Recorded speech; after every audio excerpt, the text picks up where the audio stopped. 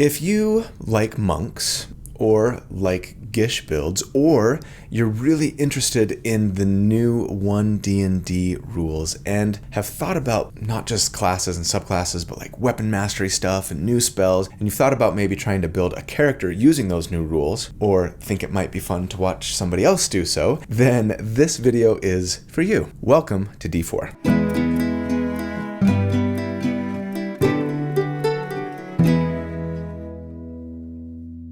So yes, here at D4 D&D Deep Dive, by the way, in case you didn't know, the 4Ds, every week we take a deep dive into character builds for our favorite role-playing games. I like to crunch numbers about them, theory craft about them, not so that I can tell you the right way or the best way to play a certain character, but to explore one potential way to build something in the hopes of creating a character that's both really powerful, yes, but also really fun to play. So if you enjoy creating characters for your favorite role-playing games almost as much as you enjoy playing the actual game itself, or if you're just looking for tips or ideas or some D&D themed ASMR, then welcome home. This is where you belong, and I am so glad you're here, regardless of your reasons for being here. Thank you for watching. My name's Colby, and yeah, I do these build videos every Tuesday. If you like what you see, I would appreciate it if you'd consider joining the channel as a member. There's a little button down there that says join. For just a few bucks a month, you can get access to the library of write-ups that I create for each of these builds to help you recreate the character more easily, and or access to our Discord server and or monthly Q&A hangout sessions.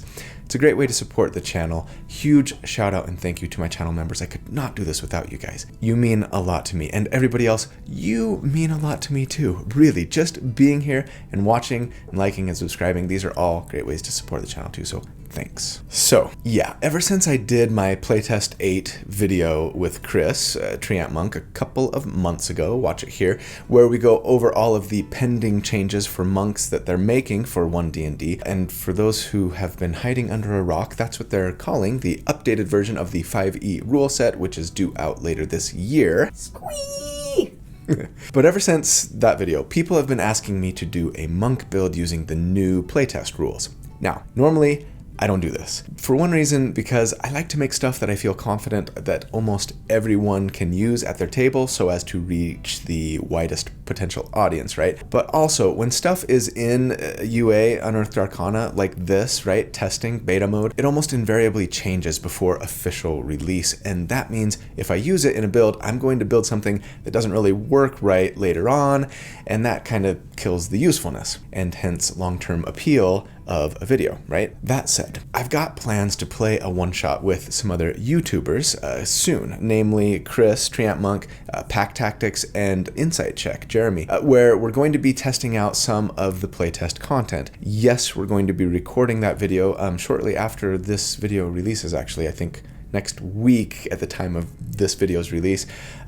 January 25th is our plan, unless plans change. Stay tuned for more info on it. Hopefully you'll be able to watch us play some powerful, fun builds together. Anyways, as I've been getting excited for that game and actually preparing to play a playtest monk in our own home campaign that we're going to start later this month too, that no, we don't have any plans on recording or posting at the moment, but that might change one day, I suppose. I thought it might be the perfect time to make a video about how I would build and play a playtest monk character and share it with you guys. That said, we've got a bit of a problem, and it's that after a lot of analysis and number crunching, I'm realizing that even though monks got some really nice buffs in playtest 8, I think they're still better off multiclassing out after like 5 or 6 levels to get spells. So yeah, I mean, people have long bemoaned what is commonly referred to as the martial caster divide in D&D 5e, right? Claiming, I think accurately for the most part, that casters are just a lot stronger than full martial characters in this version of the game. And to Wizards of the Coast's credit, One D&D does seem to be making some great strides towards narrowing that gap. We've got fantastic weapon mastery stuff, we're often seeing damage bumps and like more interesting abilities for martial characters than ever before in like the playtest stuff thus far. And all of this is fantastic, and I welcome it with open arms. Nevertheless, it still kind of feels to me like, despite all of these buffs, martial characters are still going to be better off multiclassing out of their martial class to pick up some spells, most of the time depending on what you're trying to build for, right? And while that kind of excites me, if I'm being honest, because I love multiclassing, it also kind of bums me out because it tells me that Wizards of the Coast might not quite fully appreciate just how big that gap in power level is between martials and casters. Let's look at the monk, for example. On the one hand, in addition to some other great things, at level 10 in the latest playtest, they get the ability to make 3 unarmed attacks with their flurry of blows instead of 2, meaning that with extra attack and sure, by spending a key, discipline point, not key, man, I'm gonna have a hard time keeping that straight in my brain. But anyway, by spending a discipline point, they'll be able to make 5 attacks in a turn. And that is fantastic, right? By level 10. But if you were to instead leave Monk behind for a full caster class after level 5 and extra attack, right? By level 10, you would have 3rd level spells. And while sure, you'd be giving up not only 1 more attack, as well as more discipline points, you'd be giving up evasion, more move speed, etc., etc. Especially when it comes to damage, there's kind of just no real comparison between 1 more unarmed strike on a turn and 3rd level spells, right? 3rd level spells would let us get things to add damage to each of our attacks, for example, and that would far outweigh the damage from 1 more unarmed strike. And of course, that's to say nothing of all the other incredible things you can do with 3rd level spells, right? From control to flight to invisibility to fireballs to counterspell, etc., etc., etc. So, WotC, Wizards of the Coast, if you're listening, I'm begging you, pleading with you, please don't hold back on martial buffs, or maybe, don't hate me here, people, caster nerfs. It's not that I hate casters, I just want the decision between sticking with a martial class or getting out of that class to get spells to be just a little bit more difficult. That's all. Thanks. Anyways, that's all just a long-winded way of saying that even though I hooked you in with a thumbnail promising a One D&D Monk build, we're only going to be partly a monk here. But good news, as a result, we'll also be testing out some other really awesome features, namely spells, from the latest playtest with this build as well. And it is supercalifragilisticexpialidocious.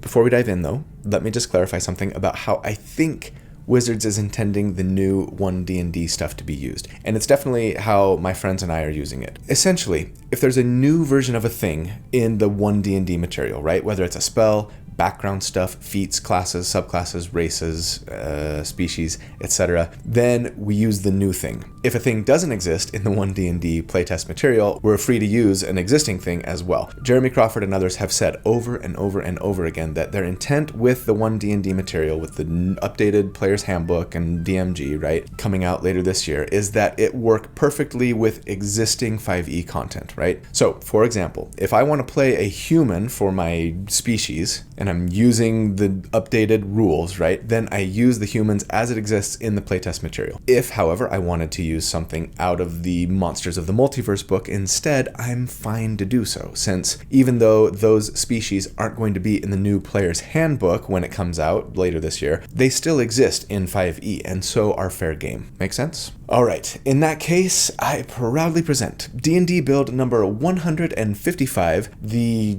One D&D Warrior of the Hand Monk. That's a little unwieldy. How about the Handy Druid? The Handsy Druid. That's gonna get me demonetized. The Waterbender. Neptune's Hand.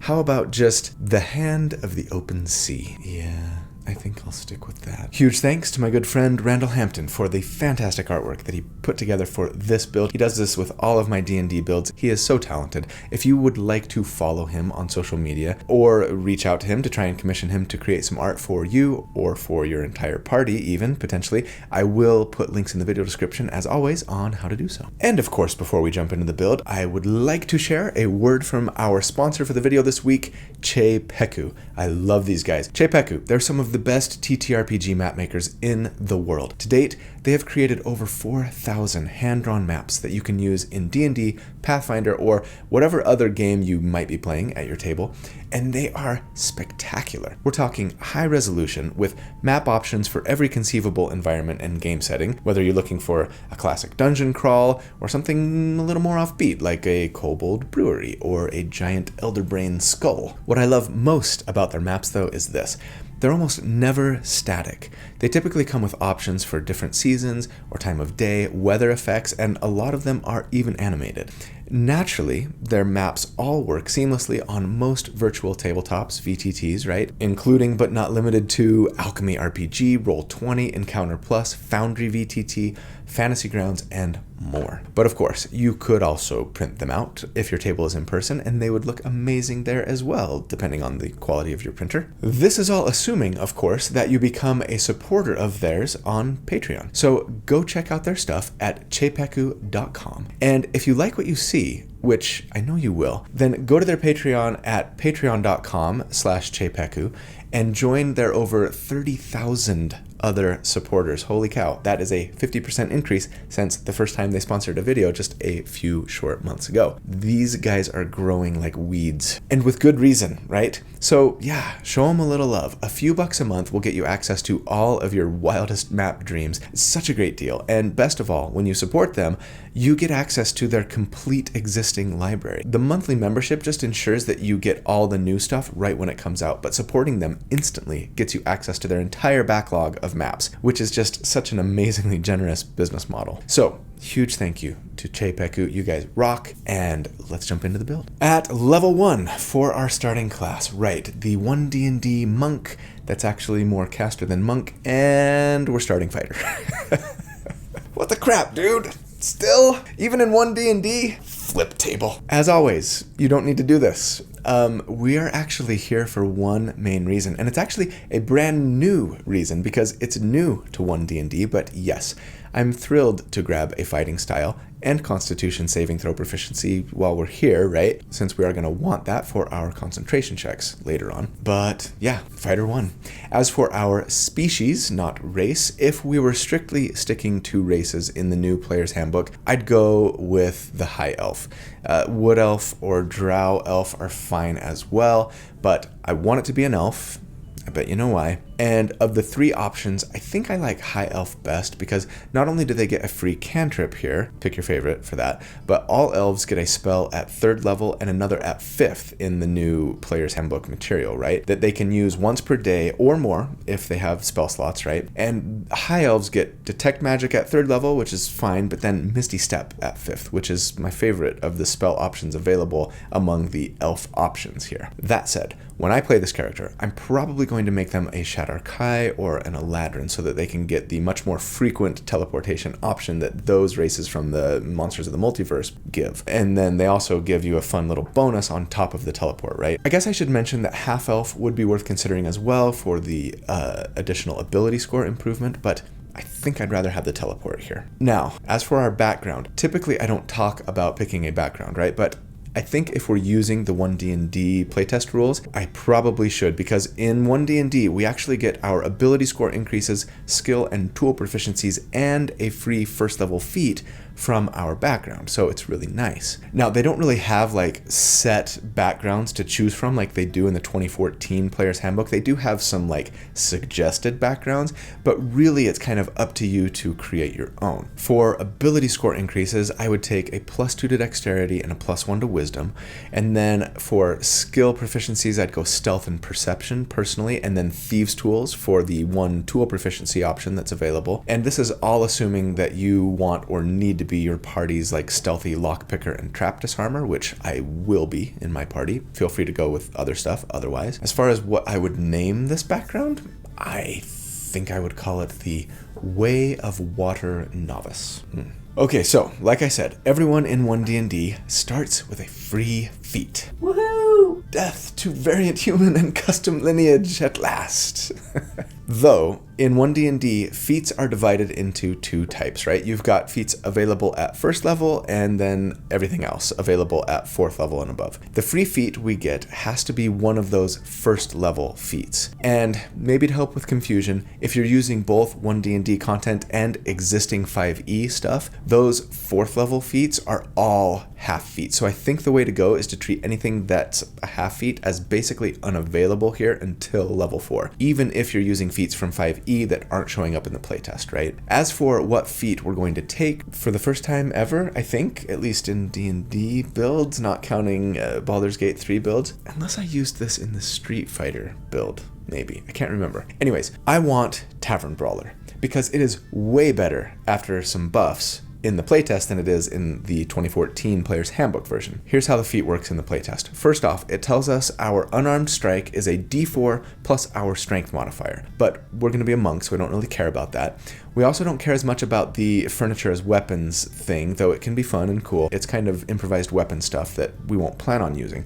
What's more interesting to me is that it allows us to reroll damage on our unarmed strike if we roll a 1, first of all. And I mean, that's not an amazing damage increase, but it's a minor damage increase to our unarmed strikes, which we'll be making a lot of. And that's actually new to D&D, having a way to buff unarmed strikes like this, right? It's almost like a fighting style for unarmed strikes. I appreciate it. But best of all, and the main reason that we wanted the feat is because of the shove feature, which tells us that when we hit a creature with an unarmed strike as part of the attack action on our turn, so not with, say, flurry of blows later, right, we not only deal damage, but can push them 5 feet away. And I love that so much, because there's no size restriction yet, knock on wood.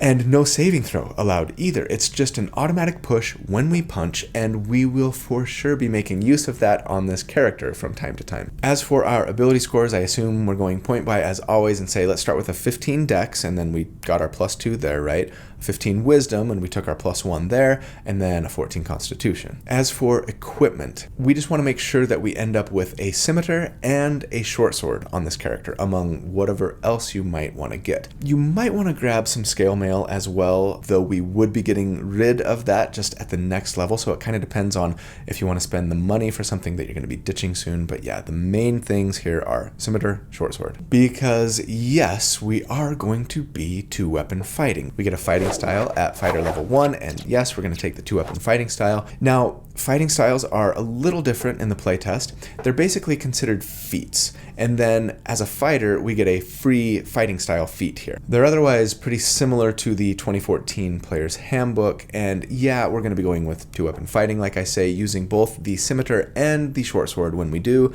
Since they're both finesse weapons and actually will be monk weapons as well, it will let us add our dexterity modifier to the damage of that offhand attack, which is great. So why a short sword and a scimitar? Simple. Monks, as we'll see, have proficiency with both, and both will be considered monk weapons, and we want those weapons specifically, not only because they're finesse light weapons, but because of their associated weapon masteries.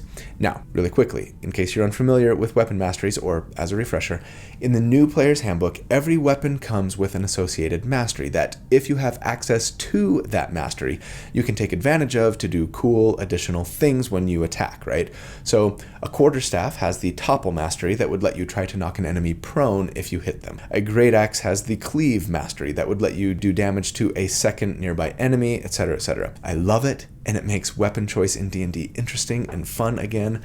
Kudos, Wizards of the Coast here. So yes, fighters at level 1 get to choose 3 weapons that they can gain the weapon mastery for, and they can even swap those out with a little training after a long rest. That's amazing. The 2 that we want here are Vex, which we get from the short sword, and more importantly, Nick, which we get from the scimitar. Vex tells us that if we hit with this weapon and do damage, our next attack before the end of our next turn has advantage. That's nice. That's a long time to let us have advantage. So yeah, we could use it on a reaction attack, for example, right? Again, that's great, but admittedly, we might have already had advantage. Still, it's a nice backup. Nick is the real zinger here, though. See, 2-weapon fighting is worded a little differently in the playtest than it is in 5e currently. We're simply told that when we take the attack action on our turn and attack with a light weapon, we can make an attack as a bonus action on that same turn with a different light weapon. We don't add our ability modifier typically, but with the 2-weapon fighting style we do. Now, If we're using a weapon with the nick property, we're told that gloriously. That extra attack that was using our bonus action before can instead just be made as part of our action, our attack action, right? We're just getting 2 attacks with our action, so long as one of them has the Vex weapon mastery and we have access to that weapon mastery. So first attack is with a short sword. If we hit, we get advantage on our next attack, and that is going to be made with a scimitar, but since it has the nick property, we just make the attack as part of our attack action, letting us save our bonus action for other things we might want to be doing. So awesome. We now get to make 2 attacks on our turn right from level 1, and we still have our bonus action free. Also at level 1, fighters still get second wind, but it has been improved in the playtest. We still use a bonus action to regain a d10 plus our fighter level and hit points, but we actually get 2 uses of it. One of them we get back on a short rest, the other doesn't come back until a long rest, but later fighters do get to do more cool things with second wind, which I love, but we don't care about those for this build because now that we've got weapon masteries and 2-weapon fighting, it is monk time. It's time to get monkey. That's terrible. Right, so level 2, we're going to go monk 1, and first up as a monk 1, we've got the new and improved martial arts feature telling us that when we're unarmored and unshielded, so doff that armor if you've been wearing any, we get to just straight up make an unarmed strike as a bonus action. No taking the attack action first required, and this is really a huge deal. We'll discuss why a little bit later. We can also use dexterity instead of strength for attack and damage rolls of our unarmed strikes and monk weapons, which, by the way, are better now, since the weapons that qualify for monk weapons are simple weapons and martial weapons with the light property. Hooray! So short swords and scimitars count, as do hand crossbows for the record, so have fun with that. What's more, when we grapple or shove, which in the playtest, those aren't considered normal attacks that just end up being athletics contests, as currently in 5e, right? Grapples and shoves are now unarmed strikes that an enemy gets to save against to avoid. But when we do those things, we can use our dexterity to modify the difficulty check of that saving throw instead of strength. We are dexterous grapplers and shovers, and you should totally take advantage of that on your character. I'm not really planning on it, at least not when I crunch numbers, but it's so cool. Finally, our unarmed strikes and monk weapon attacks, if we choose, are not a d4, but a d6, right from the get-go. And they scale as we get more monk levels, and that is a small but appreciated little damage bump. So now our elbows and our feet and our knees do just as much damage as our scimitar and short sword, which is really kind of cool. I love it. We also get unarmored defense at monk 1, which is pretty much unchanged. It lets us add both our dexterity and our wisdom modifiers to our armor class if we are unarmored and unshielded, meaning that we have a 16 AC right now. Not amazing, but no worse than scale mail plus 2 from our dexterity, right? At level 3, we would be a monk 2, and that means we get monk's discipline, or the artist formerly known as ki. So yes, we now get discipline points to use on our important monk features, still just 1 per monk level. They reset on a short rest, and we can use them for 3 different things. Still flurry of blows to make 2 unarmed strikes as a bonus action instead of 1, but yes, wonderfully, something we can do without taking the attack action first, meaning we can lead with flurry of blows, and that can be a bit of a game changer, honestly, again, as we'll discuss. We still get patient defense, but this now tells us that we can disengage as a bonus action at no cost. Sweet mother of mercy, hooray. And if we want to spend a discipline point, we can both disengage and dodge for a single bonus action. Wunderbar. Finally, Step of the Wind is similarly improved, letting us just dash as a bonus action for no cost, or spend a discipline point to dash and disengage. I'm so happy.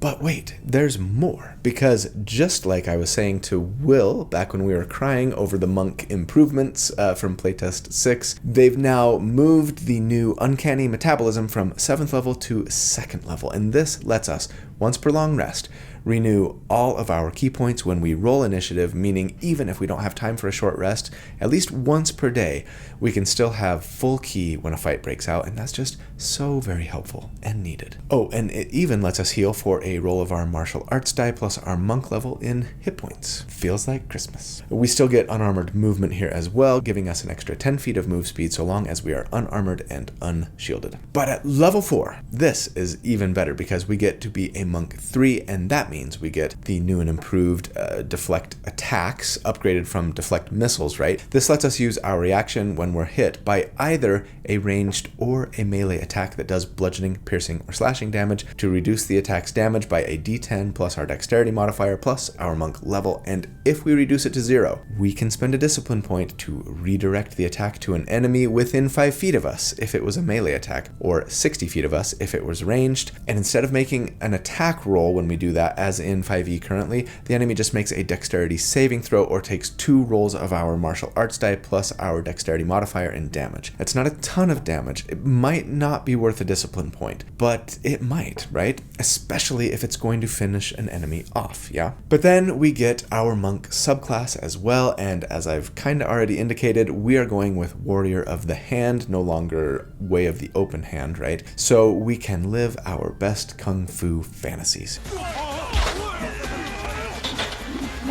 Warriors of the Hand really only get one ability here, but it's kind of a 3-in-1. Open hand technique, it tells us that when we hit an enemy with one of our unarmed strikes, specifically from Flurry of Blows, we can apply one of 3 effects to that attack. Addle prevents them from taking opportunity attacks until their next turn, perfect for hit and run tactics. Push requires them to succeed on a strength saving throw or be pushed up to 15 feet away, and Topple requires them to succeed on a dexterity saving throw or be knocked prone. Those are all really nice, and I imagine we'll be using all 3 at different times, but especially those last 2 for damage purposes at least. At level 5, we would be a Monk 4, and that means we get Slow Fall. This is pretty much unchanged. We use our reaction to reduce falling damage by 5 times our Monk level, and then yes, we get a feat. And you know what we're taking, right? Of course you do. Elven Accuracy, which requires that we be an elf or a half-elf, but lets us bump our dexterity here for us by 1 to a nice even 18, and then tells us that when we have advantage on an attack using dexterity, wisdom, intelligence, or charisma, we get to roll 3 d20s basically instead of 2, and considering how often we should have advantage, that's going to do really nice things for our damage, especially against higher enemy armor classes. At level 6, we would be a Monk 5, and we get Stunning Strike. That currently contentious ability in 5e has changed pretty significantly for the playtest. Basically, when we hit an enemy, we can spend a discipline point to only once per turn now force an enemy to make still a constitution save against it, unfortunately, but if they fail, they're stunned. Not until the end of our next turn, but the beginning of our next turn. Bummer. That said, now, if they succeed, we still get to do force damage to them equal to our martial arts die plus our wisdom modifier. So it got some nerfs, yes, but also a buff. And honestly, I think I'd take this version over the current version in game. It sort of like prevents you from just blowing all of your discipline points to try and stun an enemy in vain, right? And then being frustrated at the end by your inability to do so. And now it still rewards you with some damage even if they do succeed on that saving throw, so it doesn't just feel like you've just wasted your discipline point for no reason. I like it. At Monk 5, we get extra attack as well, of course, and yes, this lets us take 2 attacks when we take the attack action instead of 1, or for those of us with 2 light weapons and the Nick property, 3 attacks instead of 2. Also, our martial arts die still gets an increase at this level, but that means it goes from a d6 now to a d8, and that means we are 2-weapon fighting with 2 d8 weapons, and we don't even have the dual wielder feat. So cool. So, at level 6, it is time for our first damage report. Let's talk about what combat should look like for us at this level. It's fairly straightforward at the moment. On round 1, we're running up to our target and opening with Flurry of Blows. We want to knock them prone so that we can have advantage. So feel free to try and do that with both unarmed strikes if they succeeded on their save against going prone on the first unarmed strike, right? If they fail on the first, I'd probably addle with the second so that you can flit safely away if you wanted to. Regardless, with our action, we would attack with our short sword, then our scimitar, then thanks to Nick on the scimitar, we still get 1 more attack this turn and should be able to make it with either weapon or an unarmed strike for that matter. So use whichever you want, maybe favoring the better magical weapon, for example, if you've got one. All told, we would be making 5 attacks on our turn so long as we had the discipline to spend, and with 5 discipline points, that should get us through most, if not all, combat encounters, especially since once per day we can just get all of them back when we roll initiative, right? And all but the first of those attacks should have advantage. It's not a guarantee, but between 2 attempts at knocking them prone and the Vex property on our short sword, it's very likely that most of our attacks will benefit from Elven Accuracy's like super advantage, with each attack hitting for a d8 plus our dexterity modifier for a total of 5d8 plus 20. And so, against an enemy with a 10 armor class, we would on average here do 44 damage per round, and against an enemy with a 15 AC, it would be hardly less, 41 DPR. And that's super solid compared to other sustained damage builds that I've done to date. At this level, that's kind of middle of tier 1. So, super strong, but not particularly overpowered by any means. I know it feels that way just because it's a monk and it's so much better, but really it kind of just means that monks are actually just like keeping up with some of the best damage dealers in game right now. Holy crap, monks are actually keeping up with some of the best damage dealers in game right now? If you build them right, anyways, that's so amazing. It just kind of makes me want to cry. Tears of joy. But alas, I don't think they would continue to keep up all that well if we just stayed monk the whole way, unfortunately, even with the new playtest rules. And that's okay. Maybe they'll get additional buffs between now and release. Maybe spells and casters will get some nerfs. If neither of those things happen, I'm perfectly happy to continue to be highly incentivized to multiclass and make everything a gish. So no hard feelings. Because yes, at level 7, now that we've got extra attack and a nice handful of key discipline points, I do want to get some spells. And I'm particularly interested in the new conjuration spells that we got from playtest 8 because they are so awesome. And best of all, they don't just summon infinity animals that are totally unbalanced and slow your table's gameplay to a crawl and completely muck up the battlefield. Thank you, Wizards of the Coast. Best Christmas present ever. So yes, I think the best caster class we can get into to take advantage of these shiny new spells, among other things, is the Druid, as I kind of already hinted at when I was talking about what to name this build. Now, you might be thinking that we should at least get to Monk 6 so that our unarmed strikes can do force damage, as per the playtest material, helping us avoid resistance to non-magical attacks, right? I'd say yes, sure, unless you can get a magic item that allows you to enjoy that benefit anyways, in which case, I don't care about Monk 6 quite so much. The Warrior of the Hand feature that we get lets us heal ourselves is still just a little meh to me. It's so much better in Baldur's Gate 3. Take a drink. So I say let's start getting those Druid levels now. So we'd be a Druid 1 here, and that means first up we get spells, and I'd probably just go with the usual suspects here. Thorn Whip to do damage and pull an enemy closer if need be. Healing Word and Goodberry, of course. I'd probably grab Cure Wounds now, I think, as it and Healing Word got some nice increases to the healing that they do, doubling the dice, making Cure Wounds a lot more attractive than it used to be. I'd probably grab Fairy Fire or Entangle for concentration at this level, though I'm not 100% sure that I'd be using them in every encounter, really. Fairy Fire potentially gives us advantage on attacks against those who fail their save against it, and Entangle can potentially restrain even multiple enemies. Both are nice, but they require our action, and that's a little tough to sacrifice. Still, especially now that we can Flurry of Blows with our bonus action even after we cast a spell with our action, they're a lot more tempting to consider using on round 1 of a combat, right? We also, at Druid 1, get Druidic, which is a little better than before. We still use it to leave messages for others who can read those messages with like leaves and sticks and things, but it also lets us always have the Speak with Animals spell prepared, which feels nice. In the playtest, Druids also get, at this level, a new feature called Primal Order. This lets us choose between a Warden option, which gives us medium armor and martial weapon proficiency, neither of which we need, right? And then the Magician option, which lets us earn an extra cantrip and add our Wisdom modifier to our nature checks. Neither buff is huge, but both are nice little bonuses. And I love that they kind of just let me lean into the whole nature-loving magic user here. The Druidic change as well, right? Wizards is doing some great things, I think, to add just kind of a better flavor and feel and just really kind of flesh out the concept of the Druid, and they do this for other classes as well too, and it's great. At level 8, we would be a Druid 2, and that means we get Wild Companion, which they kind of ported over from Tasha's Cauldron of Everything, but they improved it.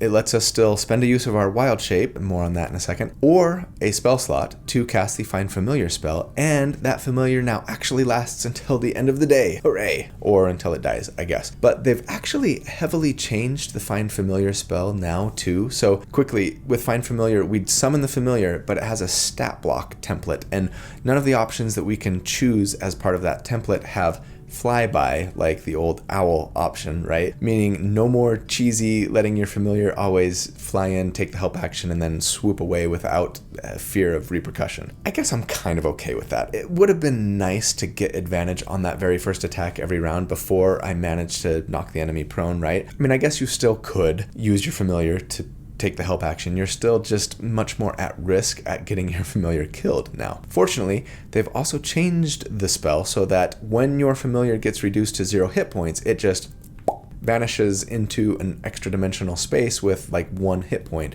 for an hour or until you summon it back with an action. This only works once per day, but at least it helps you hold on to your familiar and or your spell slots or wild shape uses a little more easily than you used to, and that's not nothing. Oh, they also can attack now if you use your reaction for it. Not generally worth it, I don't think, unless you're pretty sure that an enemy only has like 1 hit point left. But yeah, good to know, nice option to have. And then, yes, at Druid 2, we still get Wild Shape, of course, which lets us transform into a now pre-selected by us number of beasts. I won't go over it in too great a detail here since we're not planning on Wild Shaping in combat, but just know that we can change into beasts as a bonus action now instead of an action. They can have a swim speed right from the get-go, which is potentially useful, and you can talk now while in beast form too. But then maybe the biggest change is instead of getting the beast's hit points, when you wild shape, you just get some temporary hit points on top of your own, which you keep. And like you don't revert back to humanoid form when, say, those temporary hit points expire or anything like that. You just stay in beast form all the way down until you hit 0, but at that point you go unconscious and wild shape ends. For us, it'll mostly be used for utility, I think, or to summon a familiar, or actually, more than anything, for our subclass feature. Because yes, at level 9, we would be a Druid 3, and that means we get our Druid subclass. It's delayed by a level now to level 3, and we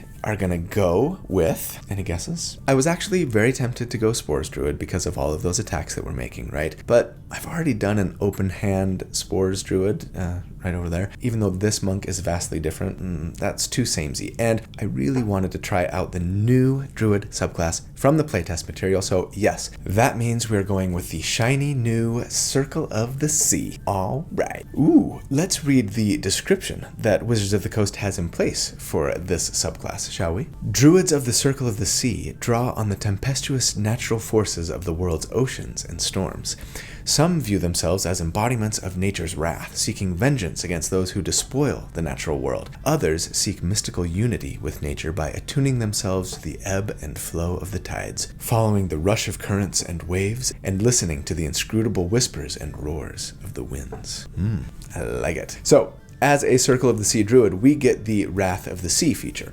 This tells us that, as a bonus action, we use one of our wild shape changes to manifest an ocean spray aura that lasts for 10 minutes and extends around us for 10 feet. While active, at the end of our turn, we can force a creature within 10 feet of us to make a Constitution save against our spell DC, or take thunder damage equal to a number of d6s equal to our Wisdom modifier, so 3d6 for now, and, if they're large or smaller, be pushed up to 15 feet away from us. Come on. That is so cool. And it couples really nicely with the pushing that we could be doing with Warrior of the Hand stuff, not to mention our Tavern Brawler feat. And yeah, surprisingly to me, this damage and push don't even require a bonus action or a reaction or anything. We just have to have the aura in place and can then do it against one enemy at the end of our turn that's within 10 feet of us. Awesome. Sure, it's a Constitution saving throw, and they don't take half damage on a success or anything, but still, really cool. Why do we care about pushing so much, you may ask? Well,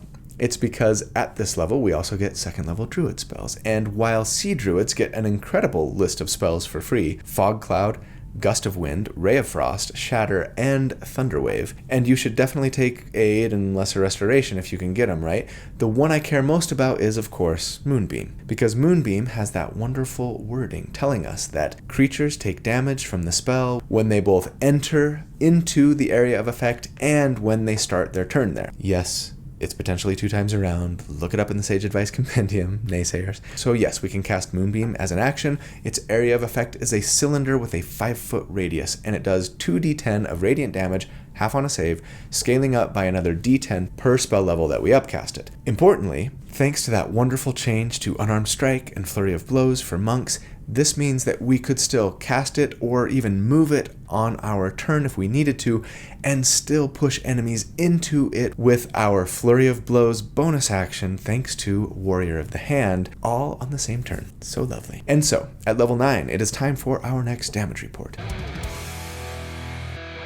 Things have changed quite a bit for us since last check. Here's what I kinda wanna do on round 1. Bonus action, Wrath of the Sea, action to Moonbeam, and then at the end of our turn, push our enemy into Moonbeam since we've got Wrath of the Sea up, right? We would do more damage on round 1, casting Moonbeam with our action and then using our bonus action to hit them and push them, right? Especially since the push we get from Wrath of the Sea is a Constitution save. But getting them into that Moonbeam so they take damage, both when we move them and at the start of their turn, is pretty important. And I want to be firing on all cylinders on round 2 and not Moonbeam on round 1 and then punch a couple times and then punch a couple times on round 2, but bonus action for Wrath of the Sea, right? Then we're not firing on all cylinders until round 3, you know? But do what you want. The point is, once we are firing on all cylinders, on our turn, we're running up to an enemy and making our 5 attacks, but this time pushing them into Moonbeam, right? Now, we can do that with one of our Flurry of Blows attacks, but they might succeed on their save against that push. We can push them with our Wrath of the Sea stuff, but they might succeed on that save as well. You know what they don't even get to save against? That's right, the Tavern Brawler Shove. There is no size limitation. There's no saving throw. They just move. Now, it's only 5 feet, and it has to be from an unarmed strike made with our attack action, but there's no reason why we couldn't, with the 3 attacks we get with our action, make one of them with our short sword, one of them with our scimitar, and one of them with an unarmed strike, right? Right. So, I think it's a pretty safe assumption that they're going to be pushed into Moonbeam. On subsequent rounds, if we need to move the Moonbeam with our action and then push the enemy in, we can do so. It's less ideal, but doing 4d10 damage, half on a save, over the course of a round is going to be very comparable to making 3 attacks with our action, right? Depending on the enemy's save and their armor class, etc. Anyways, I'm going to assume that we're making all 5 attacks and pushing them, though of course we won't be able to necessarily do that every single time. Considering that we can potentially push 15 feet with each of our Flurry of Blows attacks, plus 5 more for Tavern Brawler, plus 15 potentially with our end of the turn Wrath of the Sea, that's a lot of pushing. Push it real good! And I like our chances of getting at least one enemy into Moonbeam on our turn. And so, against an enemy with a 10 armor class and a plus 0 to their Constitution saving throw, we would on average do 77 damage per round. And against an enemy with a 16 AC and a plus 6 to their con save, it would be 64 DPR. And I should also mention, because of all of the pushing that we can potentially do, it's very possible that we could be damaging multiple enemies right now with both attacks and Moonbeam if we wanted to. We've got 40 feet of move speed and multiple ways to push enemies. What's more, the area of effect for Moonbeam can potentially cover a 3x3 area on the grid if you're playing on a grid. Remember, spell effects don't have to snap to the grid, and in D&D, circles are squares, right? So there's a decently sized area for you to get enemies into. I'm not going to calculate damage on this one as if it were a multi-target damage dealer, but it very well could be. And with Moonbeam and the other better spell that we're going to be getting to shortly, doing damage twice per round, both of them potentially, it wouldn't be a bad idea to go that route. So yes, at level 10 we would be a Druid 4 and we get a feat, and I'm gonna say let's cap Dex here, bump it to 20. It helps with our damage probably more than anything, but to be fair, there is a good argument for taking Wisdom here instead. I'll talk about that more a little bit later. At level 11, we would be a Druid 5, and this is the level that I have really had my sights on this whole time because it means that we get some of the best shiny new Druid toys. First up, Druids get a new ability in the playtest at this level, Wild Resurgence. This tells us that once per long rest, we can exchange a Wild Shape use for a first level spell slot, and that's kind of nice, but better yet, can give ourselves a wild shape use by burning any spell slot, and can even do this once per turn. This seems especially nice for those builds that depend like even more on their wild shape than we do, but it's still some useful flexibility regardless. The thing I am most excited about, though, is 3rd level druid spells. Now, Open Sea Druids get Sleet Storm and Lightning Bolt for free, really great spells, and Lightning Bolt isn't usually available to Druids, so that's some nice potential AoE, control, and or damage options, right? But Druids also get Conjure Animals. And for the first time ever, I'm going to take it with glee.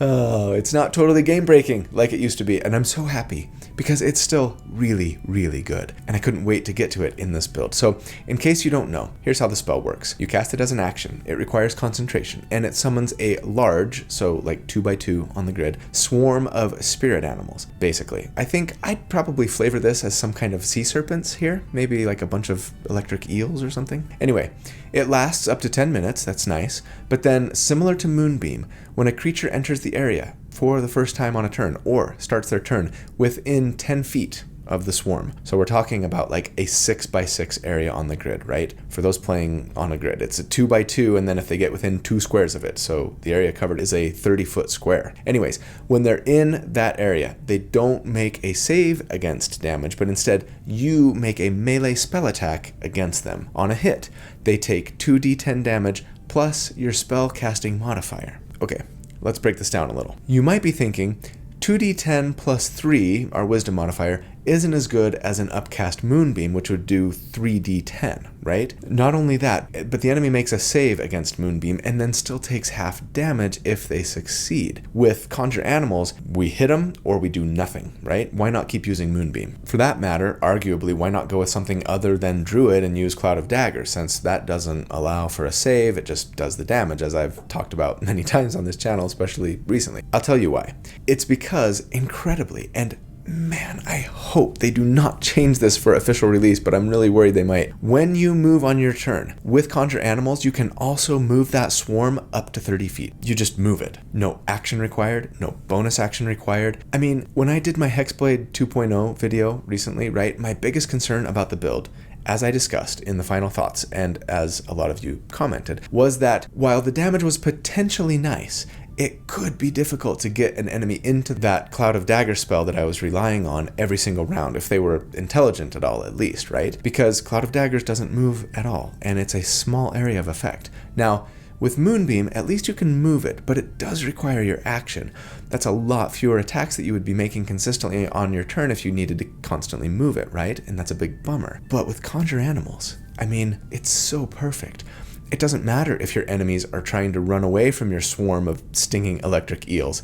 They are heat-seeking electric eels now. Ah, that's so terrifying. At this point, you can practically guarantee that your enemy is going to get pushed into that swarm on your turn. Even if they're huge, even if they have an amazing strength save, as long as you can hit them with an unarmed attack with your action on your turn, you can move a little, position the swarm just right behind the enemy, and then, thanks to Tavern Brawler, shove them in no matter what, as long as you hit them with an unarmed strike with your action. Now, the damage that they take upon entering and at the beginning of their turn is not guaranteed damage. We have to make a spell attack against them, right? But here's something potentially cool. If we've got the enemy prone, then the attack could be made with advantage. It's a little messy. As a reminder, the prone condition states that attacks against prone enemies are made with advantage if the attacker is within 5 feet of the creature. It doesn't say anything about weapon attacks or melee attacks, etc., just attacks. That's great, but it begs the question, when is the attack made against an enemy if they get within 10 feet of the swarm, right? I think it would happen the moment they get within range, which would not be 5 feet away from the swarm, but 10 feet away, right? Thus, if they were prone, the attack would be made at disadvantage, and that's bad. Obviously, talk this over with your DM. I can see arguments for both interpretations, but I mean, you know, if an enemy enters the area of their own free will, you're going to make the attack the moment they get in range, right? I don't know that we get to choose when we make an attack if we're pushing them in, so unless your DM says otherwise. So the play here is probably to push them first on our turn, make the swarm attack, then move them up Try to knock them prone after so that your other attacks have advantage, and then at the beginning of the enemy's turn, whether because you moved the swarm up next to them or because you actually push them all the way to be next to the swarm, then the swarm gets advantage on that attack. Whew. Okay, also, that attack with advantage, right, should be made using Elven Accuracy Super Advantage. I know the attack is coming from the swarm's position, but the wording of the spell is that you are making a spell attack. That may feel cheesy or not intended to you, but rules as written, that's how it should work, right? Anyways, again, talk all of this over with your DM to make sure that you're on the same page. And Dallin, I know you're watching this because you're editing. Consider this me wanting to talk to you about how this is going to work in game. Anyways, I am absolutely in love with this spell. It went from like my least favorite spell in all of D&D 5e to like one of my most favorite spells. And I mean, I didn't even mention it gives us advantage on strength saves when we're within 10 feet of it. And then yeah, it upscales by a d10 for every spell level above 3rd that we use to cast it. Awesome, awesome. Awesome. All right, at level 12, we will be a Druid 6, and that means as a Druid of the Sea, we get Aquatic Affinity. And this is nice here, but here's a meta question for you.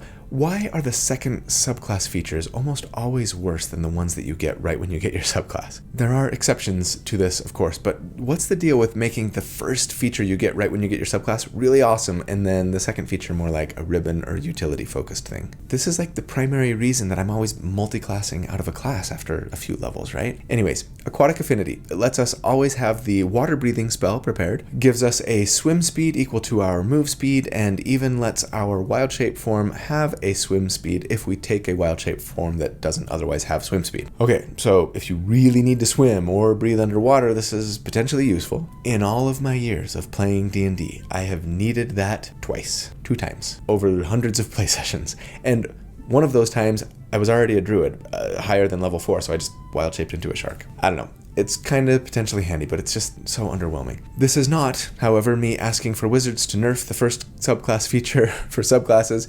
You want that moment to feel cool and momentous. I get it, but anyway. At level 13, we would be a Druid 7. And in the playtest, Druids get Elemental Fury here. This is another nice little Druid buff. Similar to Cleric's Blessed Strikes, it lets us either add our Wisdom modifier to our Druid cantrip damage, or do an extra d8 of cold, fire, lightning, or thunder damage once per turn when we hit with a weapon attack or a wild shape beast form attack. We'll take the latter, of course, and it's not a lot, but I'll take whatever little bump they want to give me, sure. We also get 4th level Druid spells here, and as a Sea Druid, we get Control Water and Ice Storm for free. Not quite as exciting as previous free spells, but we'll take them. And then in addition to the usual suspects for 4th level Druid spells, should we grab the new Conjure Minor Elementals?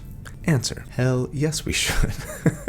I mean, especially as long as it exists the way that they've got it written right now, it's kind of just a way better Spirit Shroud. Should we use it instead of Conjure Animals for our concentration, though? Let's discuss. If we upcast Conjure Animals as a 4th level spell here, it would do 3d10 plus our Wisdom modifier in damage twice, potentially on a round. So 6d10 plus 6. But it has a lower hit chance since it's based on our Wisdom modifier, right? On the other hand, if we used Conjure Minor Elementals, it would add 2d8 bludgeoning, cold, fire, or lightning damage, our choice, to all 5 of our attacks, plus make the area within 15 feet of us difficult terrain for our enemies. So over the course of 5 attacks, that would mean 10d8 more damage with a higher hit chance than Conjure Animals is giving, right? So in a vacuum, Conjure Minor Elementals has a slight edge damage-wise, and that edge only increases when we get to 5th level spells, as at that point, Minor Elementals jumps from 2d8 to 4d8 per hit, which is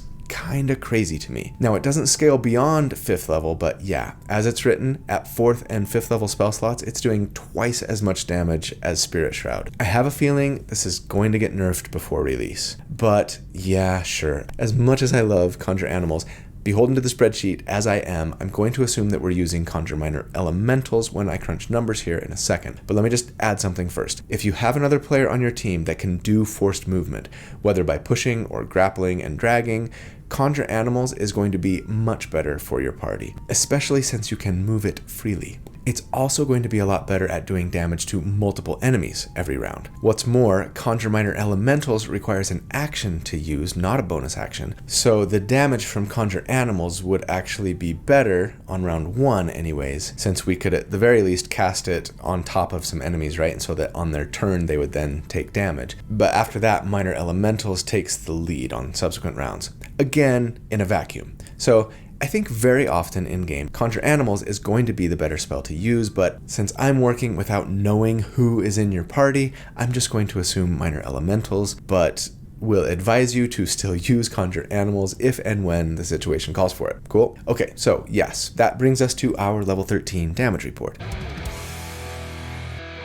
We've had some nice bumps since last check, primarily in the form of our fancy new druid spells. I'm assuming that we're going to be adding 2d8 to every attack now thanks to Minor Elementals, but we've also added 1d8 to one of our weapon attacks thanks to Elemental Fury, and we've capped our dexterity modifier as well. And thus, against enemies with a 10 armor class and a +0 to their constitution saving throw, remember we're still potentially using Wrath of the Sea to do a little extra damage at the end of our turn, right? We would do 116 damage per round on average, and against an enemy with a 17 AC and a +7 to their con save, it would be 104 DPR. Woo-wee! We broke the Centennial Barrier by 13th level. Not bad, Hand of the Sea. This again kind of puts us in like that top, maybe upper half of tier 1, not quite beating out everyone or anything, but so very strong still. Not necessarily overpowered yet.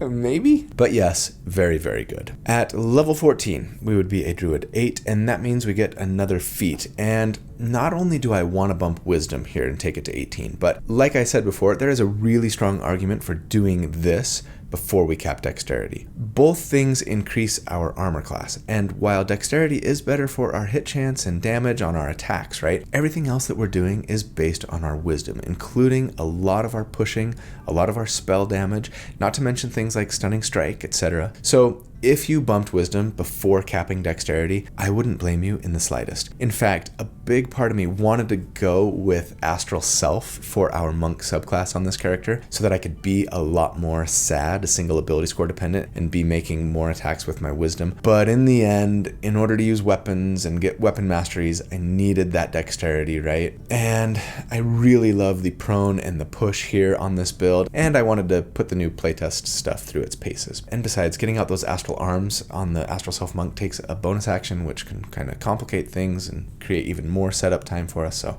yeah. At level 15, we would be a Druid 9, and that means we get the new Druid feature, Commune with Nature, which just lets us always have the Commune with Nature spell prepared, which can give us some nice utility. I really wish that maybe we'd get like one free casting of it per day without spending a spell slot, but regardless, I really applaud WotC here for doing just like little things to give little bumps and nudges to the feel of the Druid especially, making them just feel a little bit stronger, but also a lot more connected to the natural world. They feel a lot more fleshed out conceptually than ever before, I think. That's awesome. And then yes, we get 5th level spells here. Greater Restoration is always handy, and Mass Cure Wounds actually got a nice increase to the amount that it heals, like most heal spells for the playtest, but man, Open Sea Druids get Hold Monster for free. Arguably the best single target control spell in the game, as well as Conjure Elemental for free. The problem is Conjure Elemental, this new version of it here, is not particularly awesome as it's written currently, and yeah, that seems a little odd. Minor Elementals are way better than their larger counterparts, apparently. At first glance, the spell seems cool. The Elemental that you summon can do some okay damage and kind of like black hole suck an enemy into their space and then restrain them. The problem is it can only do those things when a creature moves into the area of effect, like with their own movement, right? So if they're pushed into the area, it doesn't do anything.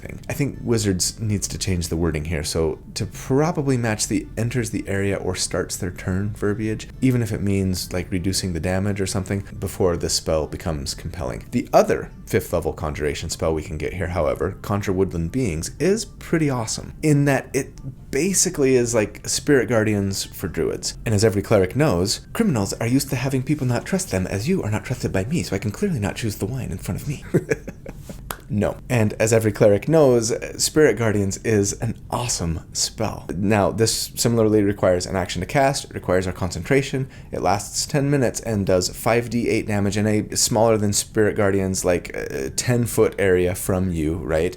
To enemies who, again, enter or start their turn in the space. It similarly scales by a d8 for every level that you upcast it, and lets you disengage as a bonus action while the spell lasts. But as a monk, we can already do that, so no biggie. Yeah, we don't get it until 5th level instead of Spirit Guardian's 3rd level, but as a 5th level spell, it does the same amount of damage as Spirit Guardians, just in a smaller area. Still a solid spell. I just would personally, for this build especially, prefer to upcast my Conjure Minor Elementals as a 5th level spell, since, like I said, as a 5th level spell, the damage jumps to 4d8 per attack, and that is just so much damage for those of us making 5 attacks per turn especially, right? Yeah, again, expect this to get adjusted, I think, before release. At level 16, we would be a Druid 10, and as an Open Sea Druid, we get the Stormborn feature, which is awesome. It tells us that when Wrath of the Sea is active, that's that aura of mist we get at 3rd level that can potentially do damage and push at the end of our turn, right? We gain a fly speed equal to our speed, fantastic, free flight, and have resistance to cold, lightning, and thunder damage. Man, I really want that one shot that we're going to be doing soon to go to 16th level so that I can get this. I know that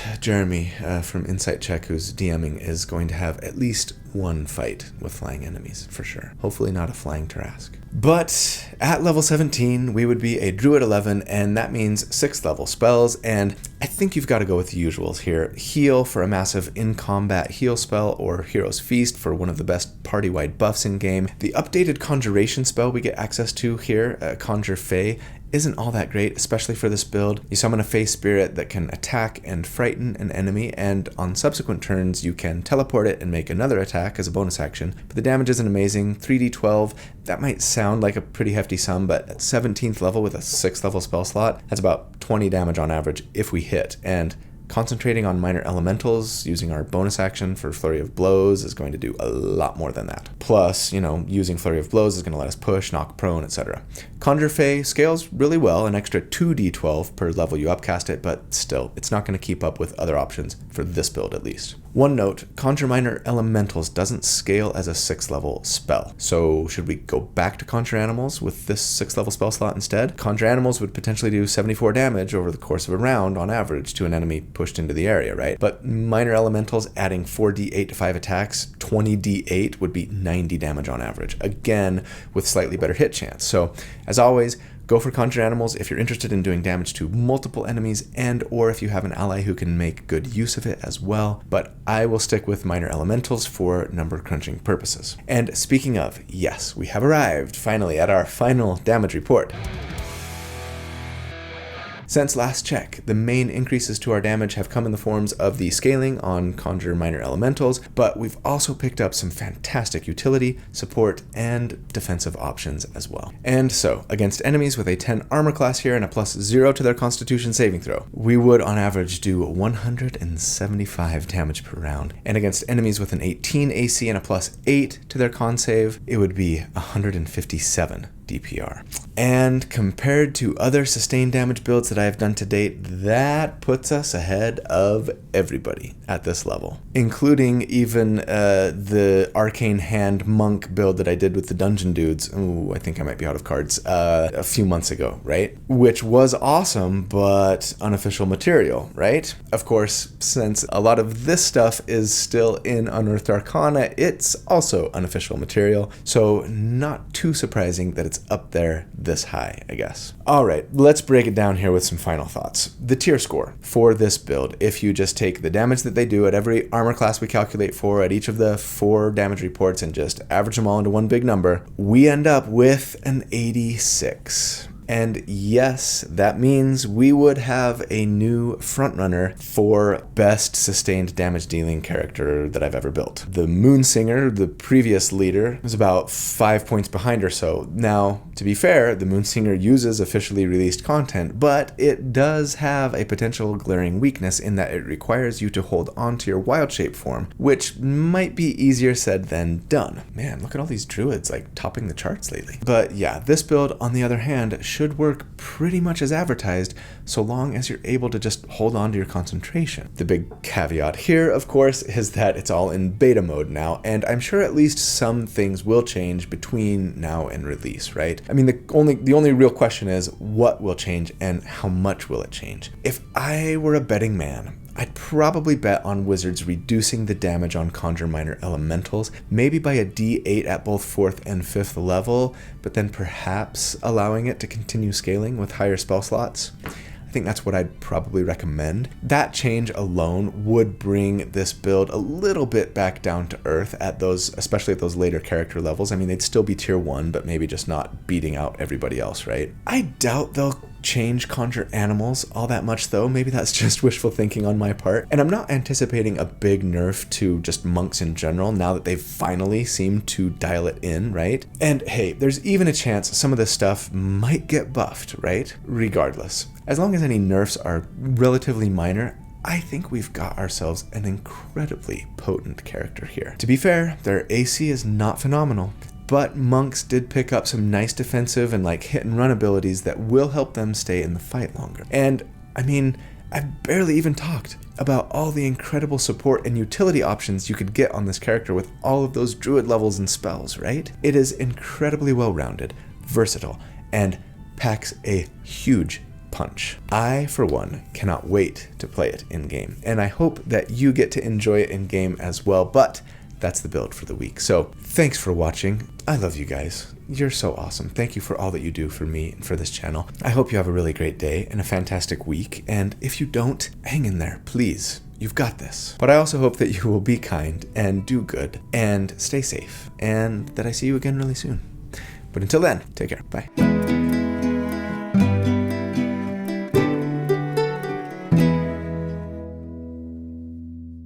I hit rock bottom, it felt like a brand new start. I'm not the problem, sometimes things fall apart. And I continued to believe the best people are free. And it took some time, but I'm finally fine. And to be loved, we need to be known. We'll finally find our way back home. And through the joy and pain that our lives bring, we can do hard things. There's a podcast. It's called We Can Do Hard Things. Glennon Doyle and Abby Wambash and sister, Glennon's sister, Amanda.